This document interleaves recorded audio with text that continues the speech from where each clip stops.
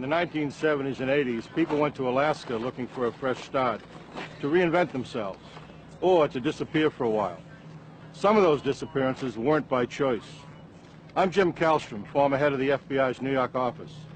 A serial killer's rampage was exposed when the bodies of young women began turning up in shallow graves that dotted the Alaskan wilderness.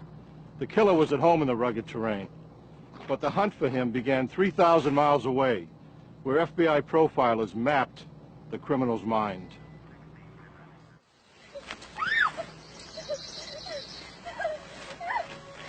She was a hopeful young model looking for her break.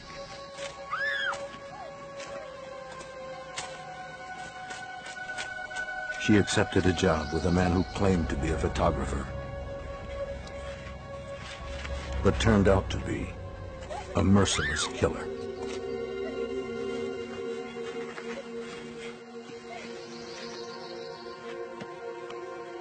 She wasn't his first victim,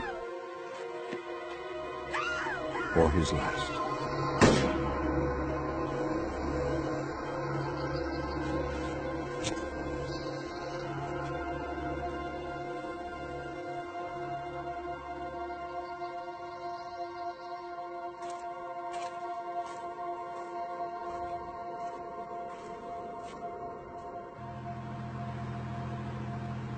From the 70s through the mid-80s, the wilderness of Alaska became a popular destination as people flowed north to construct the Alaskan pipeline. The population boomed. On August 13th, 1982, two off-duty Anchorage police officers were hunting moose near the Knik River, in a wilderness about 20 miles from Anchorage.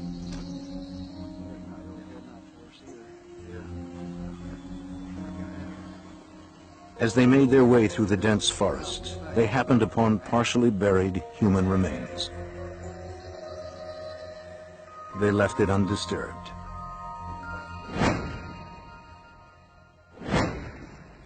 The next day, crime scene technicians from the Alaska State Troopers arrived at the scene. Crimes out here fell under state jurisdiction. Besides clothing and an elastic bandage, troopers found a .223 caliber shell casing in the shallow grave. Conveniently, right here in the sand. Dental records identified the remains as 23-year-old Sherry Morrow, an exotic dancer reported missing a year earlier by her boyfriend. Troopers called him in to break the news. Her clothes matched the ones he reported her missing in, but her good luck charm, the gold arrowhead pendant she never took off, was gone. Morrow was probably murdered shortly after she disappeared, giving the killer more than a year to cover his tracks. Finding him would be next to impossible. In the year following the discovery of Sherry Morrow's body, more women began turning up. It's a sad truth that finding bodies in the Alaskan wilderness wasn't all that unusual. 2 or 3 times a year, some novice hiker or hunter would get lost and succumb to the elements. But a growing number of bodies had a different story to tell. During new road construction on September 2nd, 1983, a crew unearthed human skeletal remains not far from where Sherry Morrow's body had been found 1 year earlier.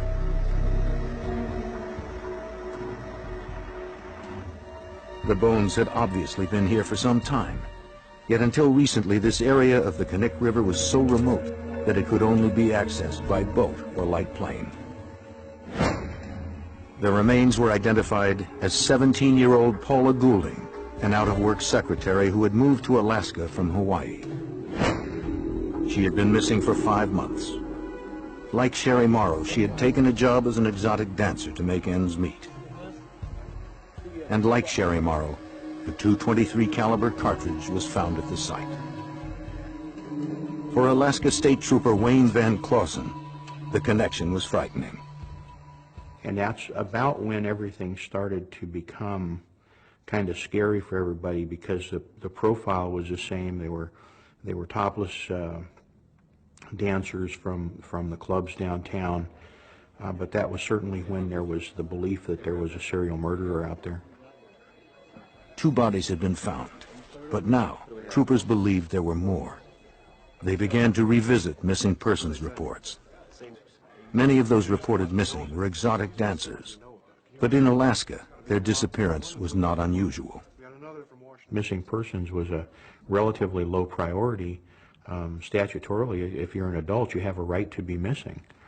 And there were a lot of instances where these girls would just jump on a plane and go away. Between 1980 and 1983, 12 women had been reported missing. That was only a fraction of the unreported total. Troopers now wondered how many of the missing women were victims of the killer. That would be difficult to determine.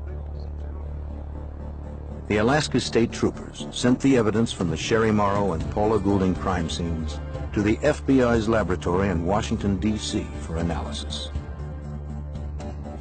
The FBI ran ballistics tests on both shell casings to see if they were shot from the same gun. State troopers hoped the results could provide them with strong evidence that the same person committed both murders. The lab results were conclusive. Both women were killed by the same high-powered rifle. There was little doubt. Alaska troopers were dealing with a serial killer. While they began their hunt for him in the wilderness, the Anchorage police were dealing with their own problems.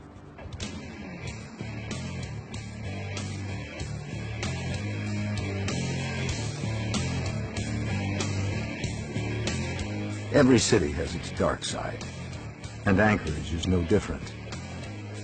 Except that in Alaska, the nights are longer and darker. In the 70s and 80s, Anchorage was a frontier town. Men came here to work hard, and women followed to ease their loneliness. Some women were lured to the strip clubs, hoping to earn a quick buck. Others, looking for more respectable opportunities, worked in the clubs until something better came up. For many, it never did.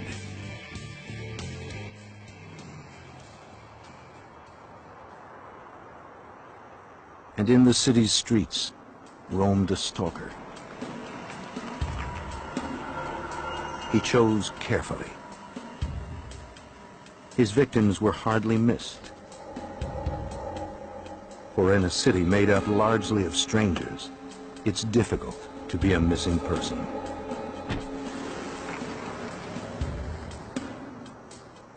Some of the women who disappeared from Anchorage turned up safely. Some didn't turn up at all. But disappearances weren't the only crimes being reported. On the early morning of June 13th, 1983, Cindy Paulson, age 17, ran down an Anchorage highway. She was partially dressed and in handcuffs. She managed to flag down a passing truck. She was running for her life.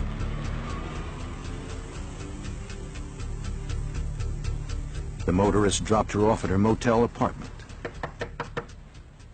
The desk clerk had called the Anchorage police. Miss Paulson? An officer removed her handcuffs and tried to calm her. You all right? Here, let me get this. Anchorage police officer Greg Baker recalls the incident. We found her in handcuffs with very little clothes on. She was real credible. She was very scared, she was very frightened, and she told us her story. Paulson, the prostitute, told Baker that she picked up a trick the night before. She described him as wiry, scruffy, about 6 feet tall, with glasses and a stutter. He was not the kind of person she thought of as threatening. But as soon as she stepped into his car, he handcuffed her and put a wood-handled revolver to her head.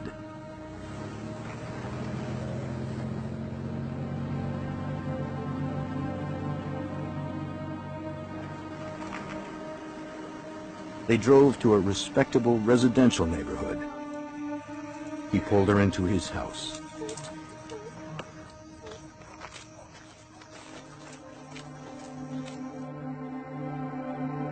The place was well kept and full of hunting trophies.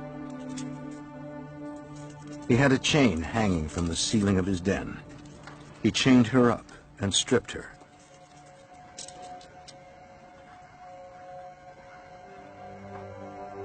And there she was tortured and raped repeatedly for hours.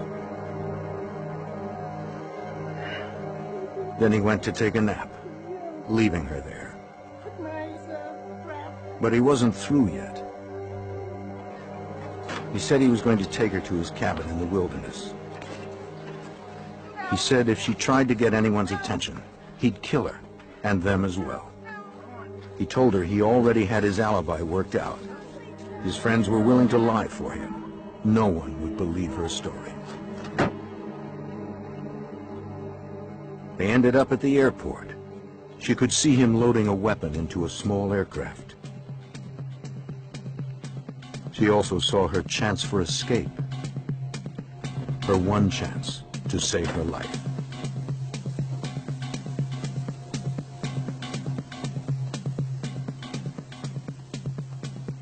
The story sounded outrageous, but her genuine terror compelled Officer Baker to check it out. I had a very street-smart female, scared to death, with a story about being taken at gunpoint and held prisoner at a specific location that she described where it was, so she knew where it was. She described the interior of the location. She described a den, up to and including various animals were posted on the, mounted on the wall. En route to the hospital for an examination, Paulson insisted on stopping at the airport to show police the airplane she had seen earlier. She positively identified it. While we were in there, we had a security guard stop us and describe the car the same way that Cindy described the car, and in fact gave us a license number. That license number confirmed the address, or the area at least, that Cindy had given us regarding where the house was. Police went to the address to speak to the owner of the car.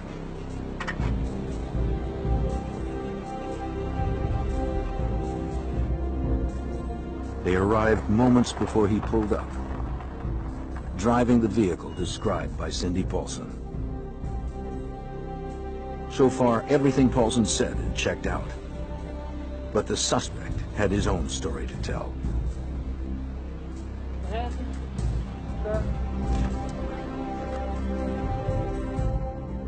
According to the motor vehicle records, the car that Cindy Paulson was abducted in belonged to Robert Hansen, a baker in Anchorage.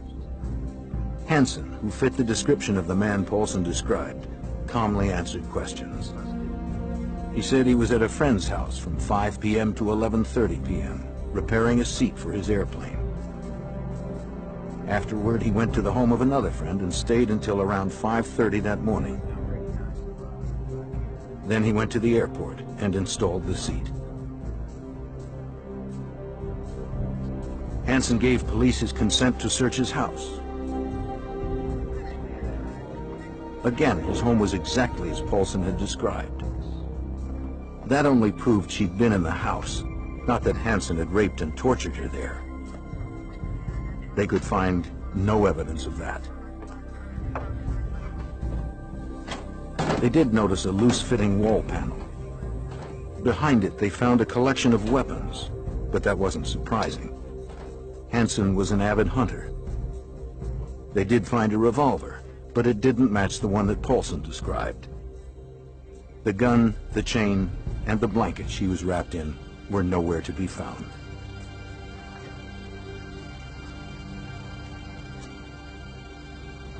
Hansen's car appeared equally clean. Anchorage police found nothing in his car that fit Paulson's story. Those alibis were corroborated and verified, and Mr. Hansen was released after a consent search of his house. Paulson, still shaken from her ordeal, was able to pick Hansen's picture out of a photo lineup. But when given the chance to take a lie detector test, she refused.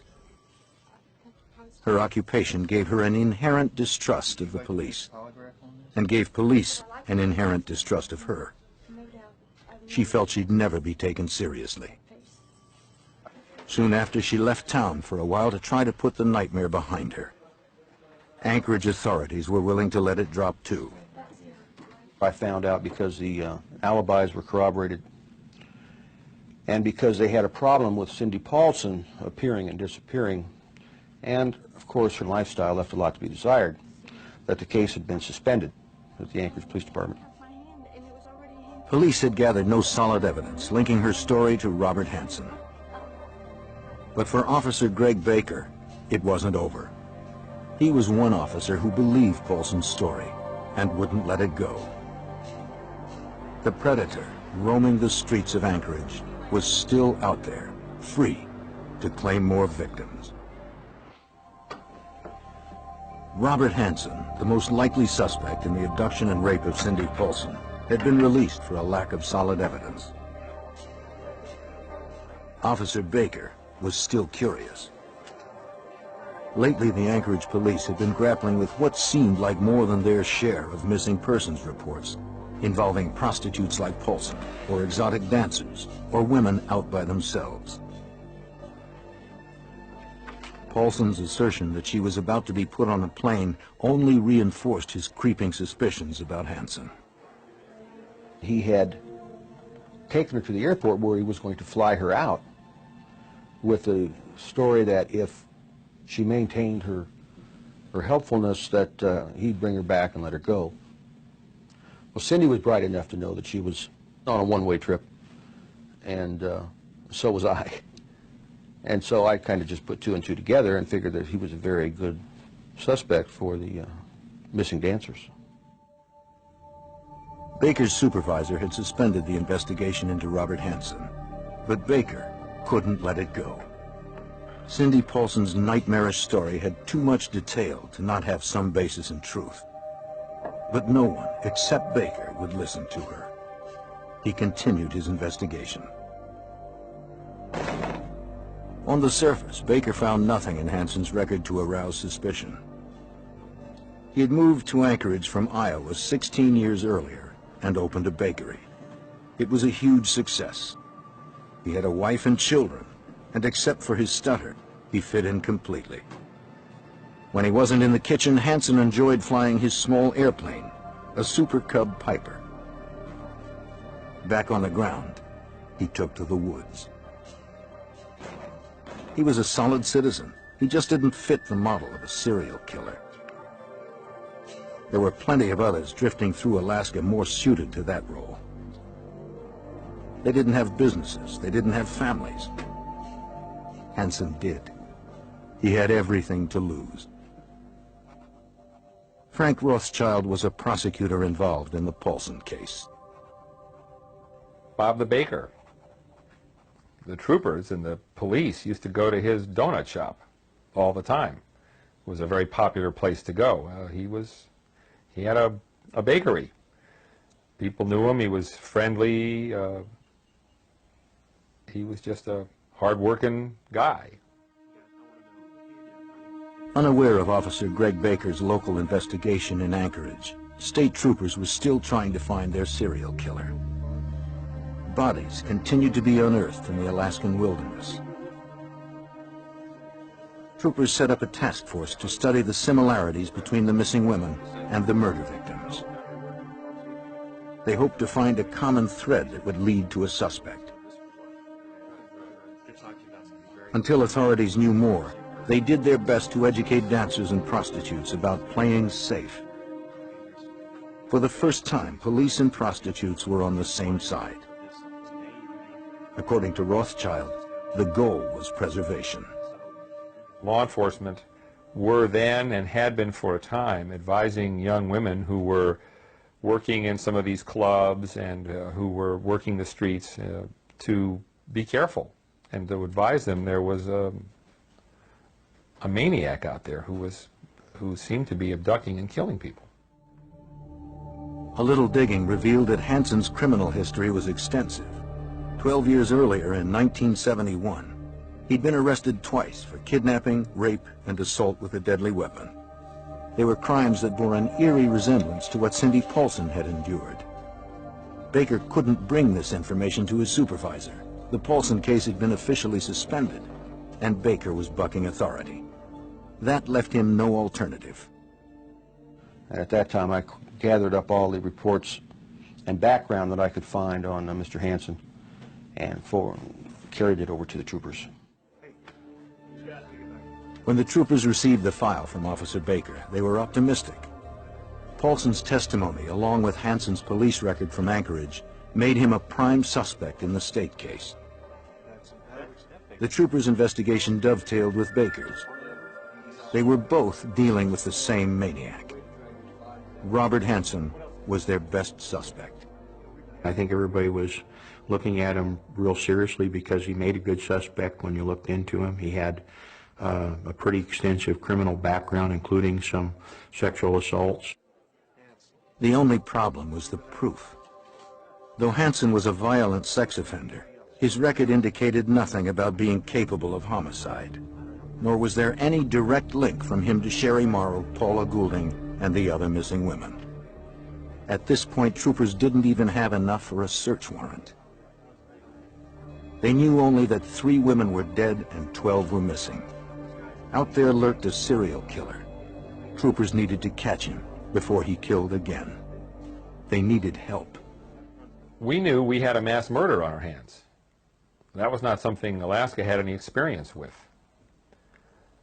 Somebody obviously knew that the FBI not only had experience with it, but had set out this unit that was designed specifically to try to assist in discovering who these people were.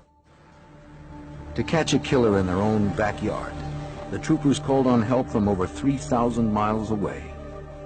Only the FBI had the resources needed to get inside a killer's head. When the Alaska State Troopers determined they had a serial killer on their hands, they realized they didn't have the expertise to stop him, but they knew who did.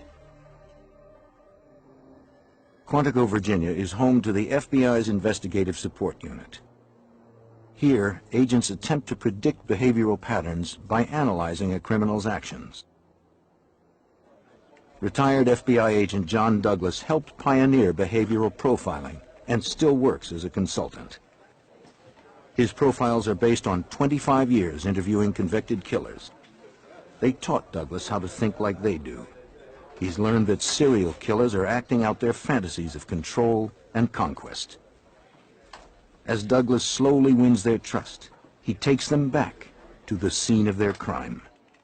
You finally get them talking, they start giving you that 1,000-yard stare. They're back 10 years ago, 20 years ago when they were perpetrating the crime, and they kind of lock into that 1,000-yard stare, and their memory is just so precise. And the fantasy is what keeps them going over and over and enables them to survive when they're incarcerated. So I got to tap into that. It takes time, but once I'm in there, I get tremendous information. From these interviews, he distilled a checklist of traits and habits that serial killers share.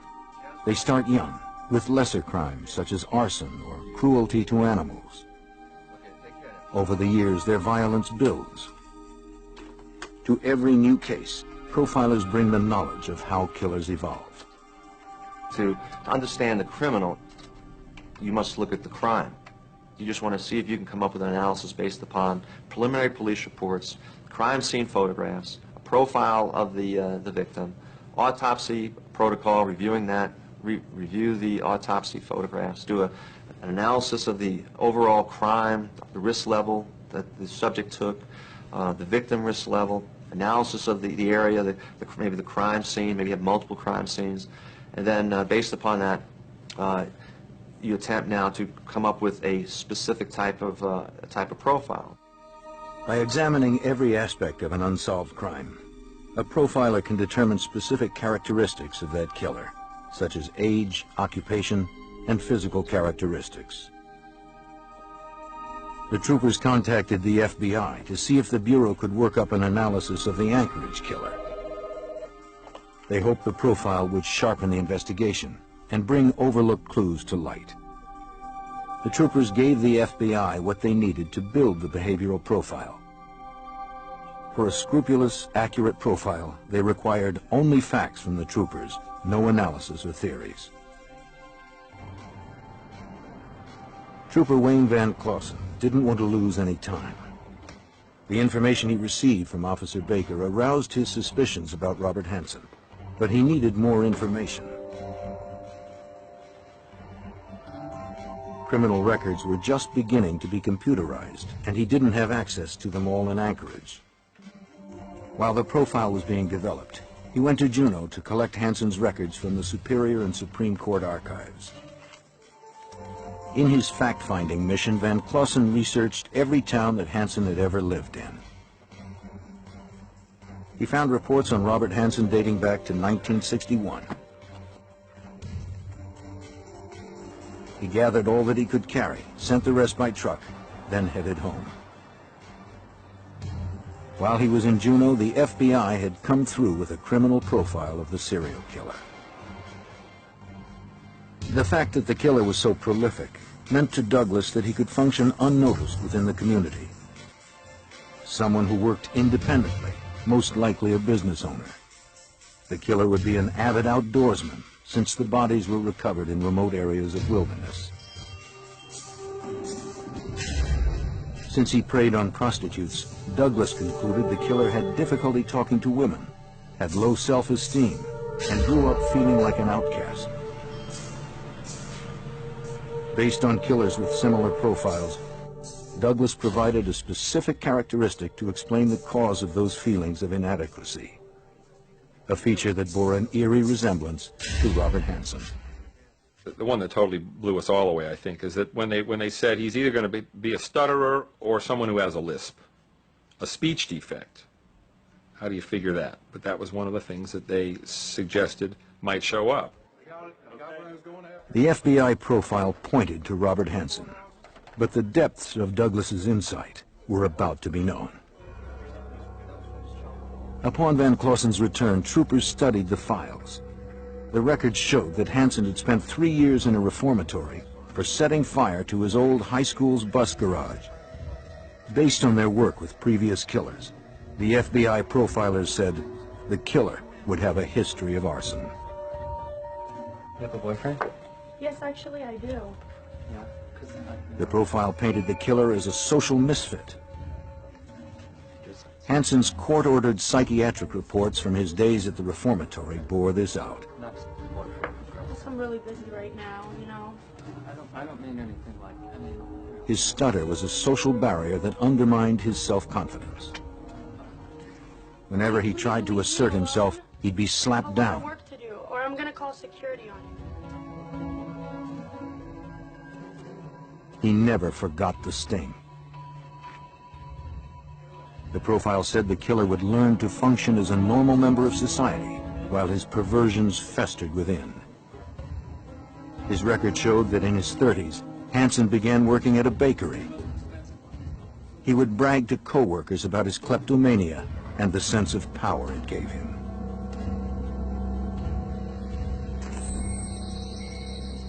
He also bragged about his love of hunting. He took great pleasure in exerting power over his prey, stalking it, then wounding it, and he became good at the kill, winning prestigious awards. In 1967, he moved to Alaska to start a new life, and for better hunting. 3 years after moving there, his record showed he was arrested for the attempted rape of a young receptionist at gunpoint. He pleaded no contest to assault with a deadly weapon.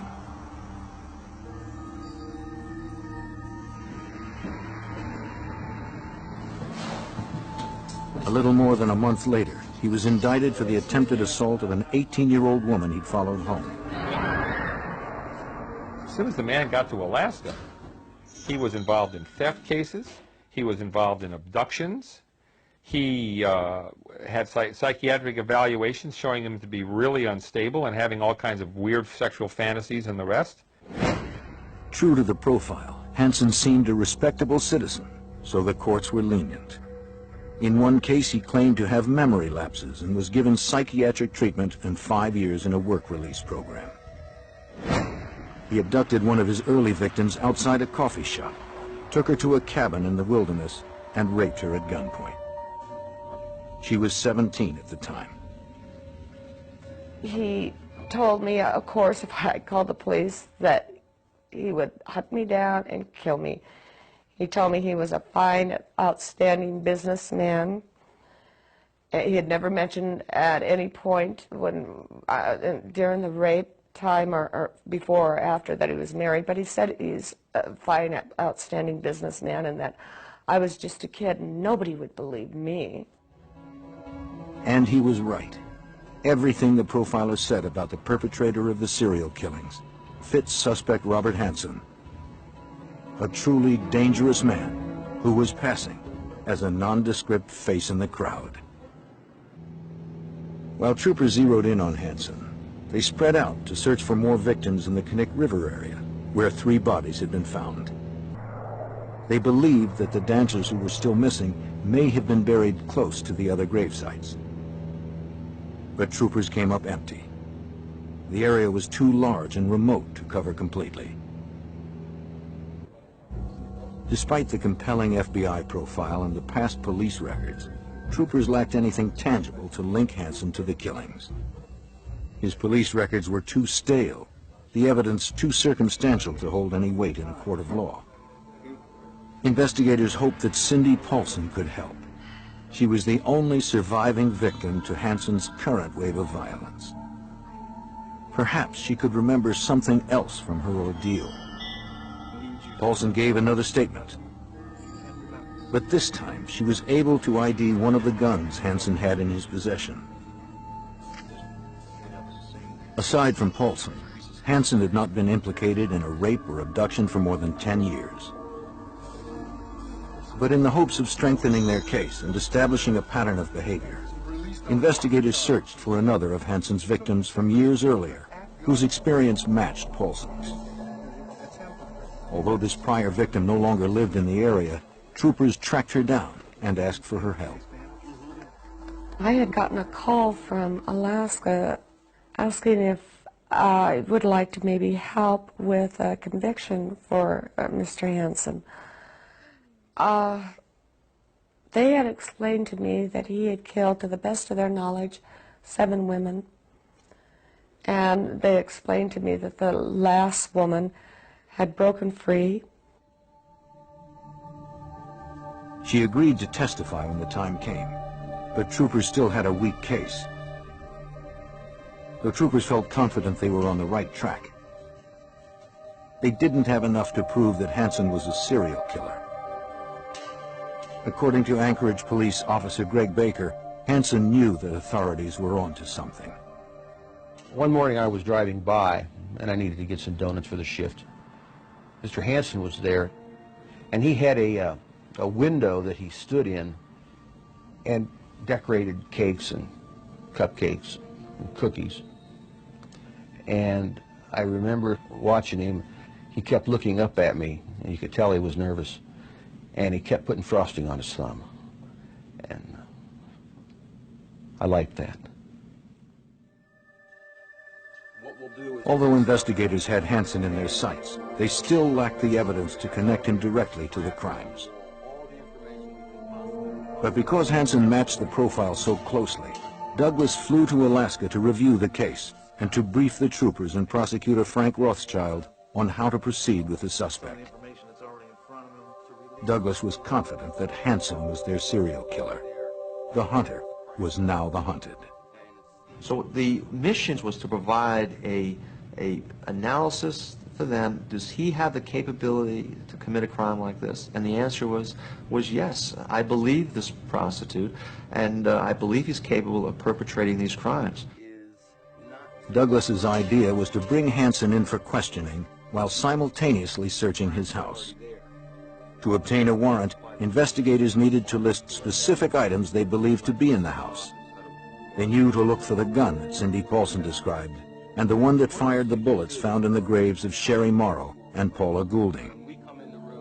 That wasn't enough. They needed a home run, something that would prove Hansen's guilt in no uncertain terms. They asked Douglas if there was anything else to list in the warrant. yes, some of the research findings is that we're dealing here with a serial killer. And serial killers, it starts off as fantasy. And one of the things to keep the fantasy going after the crime is because they're on the hunt nightly looking for victims, is they take some type of memento. We call them either souvenirs or trophies. Something belonged to the victims. Douglas helped prosecutors write the affidavit based on the likelihood of finding mementos mentioned in the profile. Okay, anything else? I've got those two. Anything from a piece of the victim's jewelry to a driver's license. We don't have any. But a behavioral profile had never been used as the basis of a search warrant in the United States before. Rothschild knew he'd need to back it up with more conventional information. Obviously, the district attorney's office wanted this search warrant to be bulletproof. They wanted it to be absolutely, positively, without flaw, because they knew this was a big, big case. The last thing they wanted was to have something wrong with the search warrant and have all the evidence thrown out. The affidavit swelled to 48 pages. The judge granted 8 search warrants for Hansen's property. Now, they just needed Hansen. They had learned his pattern, knew his schedule. On October 23, 1983, they went to pick him up at his bakery. But Hansen wasn't there. He'd gotten off to a late start, unwittingly keeping the troopers waiting 20 tense minutes.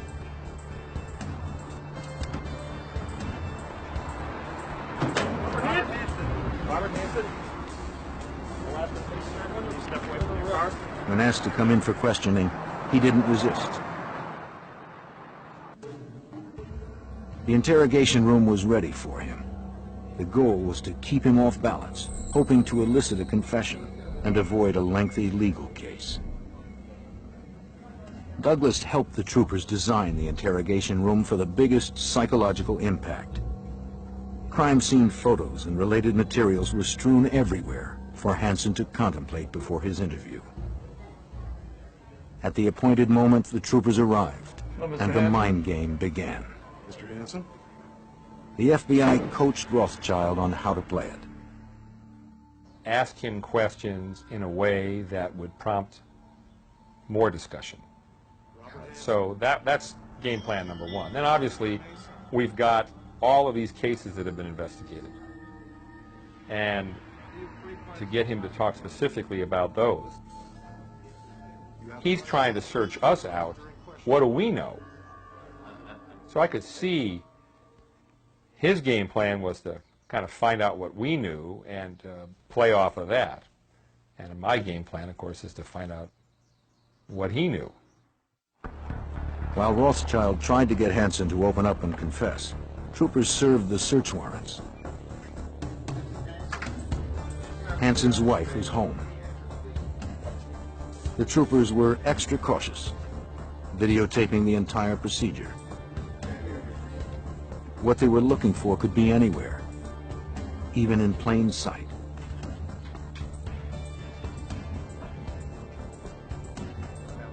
Hansen knew the troopers had access to his police and psychological records. He didn't tell authorities anything they didn't already know. He spoke of his painful upbringing, his strict family, his anger. He admitted to picking up dancers and prostitutes in the early 70s, and how enraged he became when they tried to raise their prices. But he denied threatening any of them. He admitted nothing. While Hansen told his story and his house was being turned inside out, other troopers headed to his bakery and to the airport to search his plane. Both were clean. The house became the focal point of the investigation. A careful search of the upstairs bedroom finally yielded a curious and eerie discovery. An aerial map of the region, peppered with 37 X's. They seemed to be clustered mainly around the area where bodies had been found. But there were dozens more marks than bodies, at least so far. The searchers continued up to the attic. Under insulation, the troopers found weapons.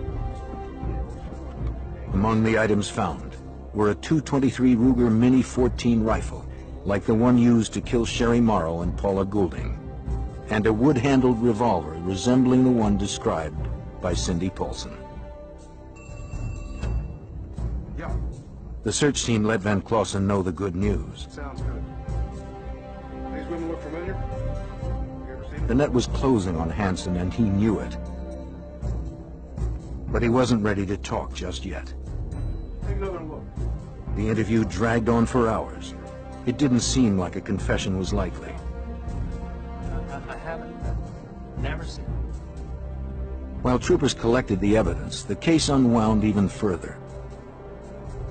Hansen's friend and neighbors stopped by, curious about the activity. She was stunned by the news, then made a confession that demolished the last of Hansen's story. She told troopers that her husband provided Hansen with his alibi on the night of Cindy Paulson's abduction. He'd lied to protect his friend, not realizing how serious Hansen's charges were. The husband later called police and retracted his statement. Hansen's alibi evaporated. As the search continued, the troopers found the most incriminating evidence so far. Evidence that Douglas knew had to be there somewhere. They found Sherry Morrow's necklace and other personal property belonging to the dead or missing women. They had found Hansen's stash of trophies. Yeah, this is Baker here. Investigators called the station. Though they had Hansen where they wanted him, still he wouldn't confess. But they had enough to lock him up on the Cindy Paulson case. Bail was set at $500,000. Investigators now had time to build their case against Hansen as a serial killer. They called the prior victim to see if she was still on board. And at that time, they thought he had killed 11 women and are still interested in being a witness. They really felt that they may need me because he hadn't confessed. What you got? 3 points on the map found in his bedroom matched the locations of bodies recovered by the troopers. Another X marked the location of a body recovered by Seward police years earlier. The remaining X's presumably marked the graves of more victims, dozens of them. Looking at the map obviously was pretty chilling because we believed the map. The map was a body count as far as we were concerned. The man had kept track. He didn't have newspaper clippings. He had the map. When the troopers believed they had enough to convict Hansen on at least 4 murders, they confronted him and his lawyer with the evidence. Hansen couldn't refute it. He had no place left to hide.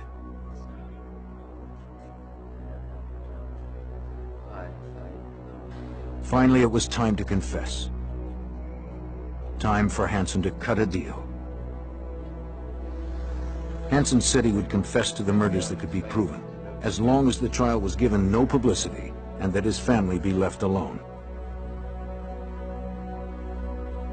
He demanded that he be imprisoned outside of Alaska when the trial was over. In exchange for only 4 convictions, he agreed to show the troopers where more bodies were buried. Investigators called the prior victim to tell her the good news. The third time they called back and said that he had confessed and they wouldn't need me. So I hung up the phone when we were done talking, got my son off to school, got my husband out the door, and proceeded to fall apart. I started crying. I couldn't stop. I had no control over it. It controlled me. I could see each and every one of those women, how they died, probably hunted down like dogs, wounded and then hunted more.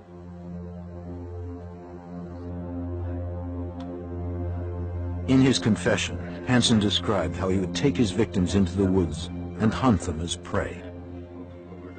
Over the dozen years that he lived in Alaska, he'd raped more than 30 women and developed many strategies for capturing them.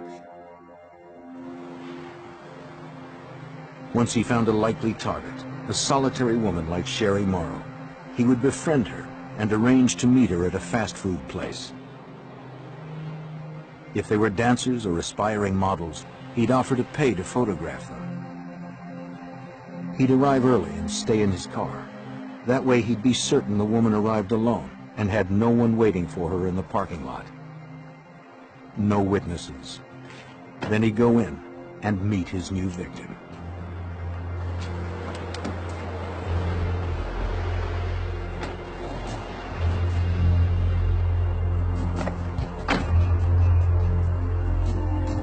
One half of the handcuff was already fastened to the seat. Hansen boasted that snapping the other half onto his victim's wrist while reaching for his gun became like a reflex. Then he would take them home or to a remote motel to rape and torture them. Afterwards, he'd blindfold them and drive or fly them to the outskirts of town until he arrived at a secluded spot, his hunting ground. His habit was to toy with his prey before he made the kill.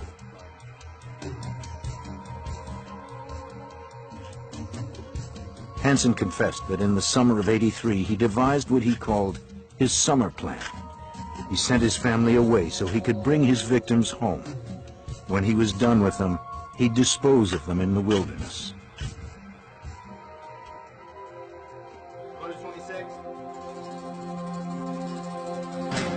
On February 27, 1984, Robert Hansen was convicted of murdering 4 women and sentenced to 461 years plus life with no chance of parole.